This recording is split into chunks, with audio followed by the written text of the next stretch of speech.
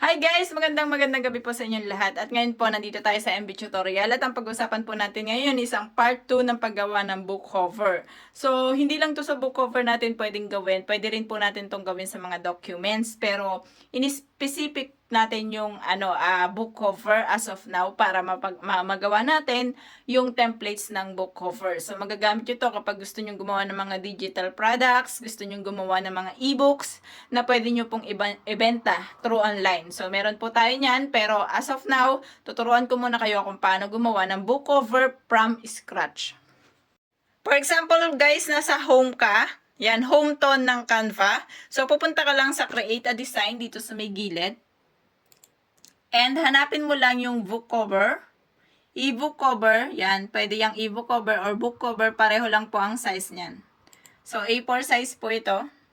At makikita nyo, meron tayong blank dito. So, ito yung mga gamit ng mga dati natin. So, mga nag-create na dati ng e-book cover, tapos nakasave dyan. So, yan. Pero ngayon, ang gagawin natin is from the scratch. So, ang una mo munang gagawin is pumunta ka dito sa photos. Where is photos? Ito, punta ka sa photos kung anong gusto mong gawin. For example, ang gusto kong gawin is about sa website. Kunwari, gagawa tayo ng website ebook cover. So, yan. Itatype ko lang dyan ang website. Pagka-type ko ng website, makikita nyo ang dami-daming pictures na available. So, gusto ko, isa sa mga pictures na nandiyan dyan is maging cover ng ating libro. So, dahil sa sobrang dami niya, kung makikita nyo, meron ditong may mga crowns. So, may bayad po yan. Kung kayo ay nakasubscription ng $299 ay pwede nyo po yung magamit. Pero dahil ang itatry natin is yung walang subscription, so maghanap po tayo ng libre lang. For example, this one is ito yung nagustuhan ko. Ilalagay po natin siya dito. And then, kung kayo ay nakasubscription din, pwede nyo yung i-edit at tanggalan ng background. So, ito yon, background remover. Kung kayo po ay naka-free, hindi nyo po yan ma-avail. Pero kung kayo ay nagbayad ng $299 sa Canva, pwede nyo po yung ma-avail. Pero dahil free muna ang gagamitin natin ngayon, ay itatry natin yung wala talagang gamit na $299. So, naka-free muna tayo. So, ito guys, yung napili ko na picture at inayos-ayos ko lang siya. Kung makikita nyo, ito yung kanina ko na inilagay dyan, pero inayos-ayos lang po natin. So, para mapalighten ko siya at hindi siya sobrang dark, so, punta po tayo dito sa transparency sa taas, and then, ibabaan lang natin yung kanyang kulay. So, binabaan natin, and punta tayo sa kunwari website. So, punta tayo sa elements dito, elements, and hanap tayo, i-type lang natin ang website. Pag-type natin ng website sa elements, makikita nyo ang dami ng icons na pwede nyong gamitin. So, hanap tayo ng libre ulit para sa inyo. So, itong blue, naisip ko na itong ilagay natin. So, pupunta na po siya dito. So, create lang kayo guys, yan, website. So, hanap tayo ng pwede nating ipangalan sa kanya. So, dito natin siya ilagay. At gawa natin siya ng, kunwari, lagyan natin siya ng sulat. At punta ka dito sa text. So, lalagyan natin ng sulat, ang ating website. So, pwede kayo maghanap dito ng mga sample na sulat. For example, ito. Sample lang to, Yan, pupunta siya dito. So, gusto natin palitan to. Gawin natin siyang website.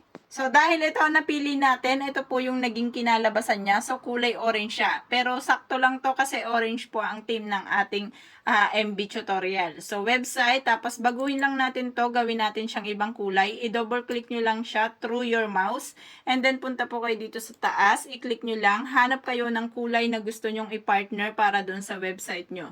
So, hanap kayo ng medyo makikita. For example, is ang gray. Try natin kung kita ang gray. And, pagpunta mo dito, so hindi siya nagbago. Sorry guys.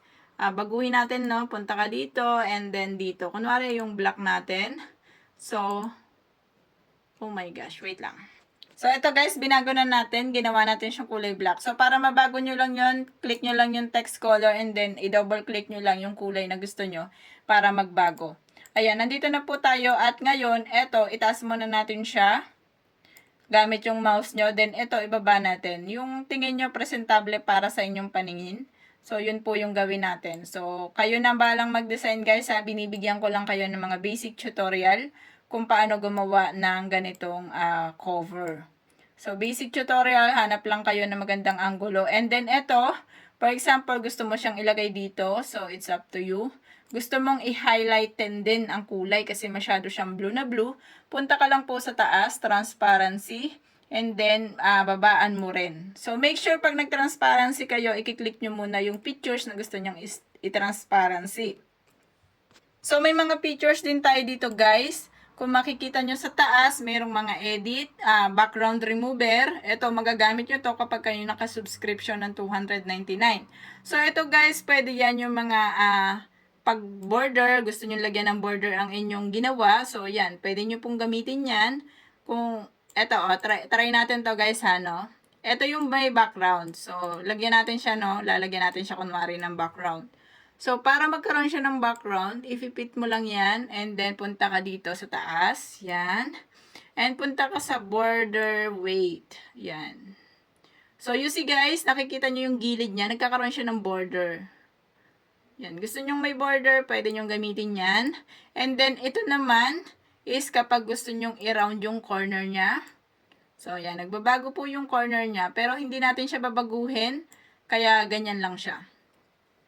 And, next naman is itong flip. So, kung gusto nyong baligtarin ang inyong picture, is pwede nyong gamitin. So, ayaw natin siyang gawin ngayon. And, itong position. Yan. Ito dito, position. Pwede nyong baguhin ang position. For example, itong website na to, website tutorial na to, gusto nyong ilagay as a background or to back. So, hindi nyo na makikita pag binackground natin yan. So, kung gusto nyo ilagay sa background yung inyong picture, pwede nyo yan gawin. Yan, may makikita naman kayo. Top, middle, bottom, left, center, right. So, pwede nyo yang i-explore lang, guys. And kapag sample, tapos na tayo sa ginawa natin. So, palitin lang natin yung border, no? Kasi masyado siyang malaki. So, hindi siya maganda kapag libro yung gagawin mo. And kapag tapos na natin to guys, pwede nyong i-click yung share kung tapos na kayo sa inyong mga gagawin. Kung gusto nyong magdagdag pa dito ng mga features sa inyong book cover, pwede kayong pumunta sa elements. I-type nyo lang po kung ano yung gusto nyong idagdag dito. Yan, i-type nyo lang sa search elements and then lalabas na yung mga gusto nyo. For example, lagyan natin siya i-type natin siya, kunwari is WordPress. So, tinype natin yung WordPress and then hit enter.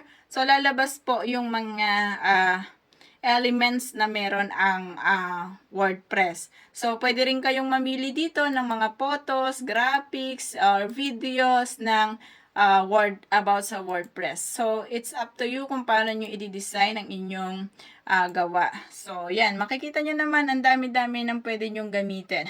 For example, yung web developer, yan, may gusto nyo lagyan ng mga ganyan tao, or mga something, mga pictures, or videos, or graphics, pwede nyo pong lagyan. Especially kapag mag-create ka ng book, sa loob is pwede mo siyang lagyan, at pwede kang kumuha ng mga pictures dito using the Canva.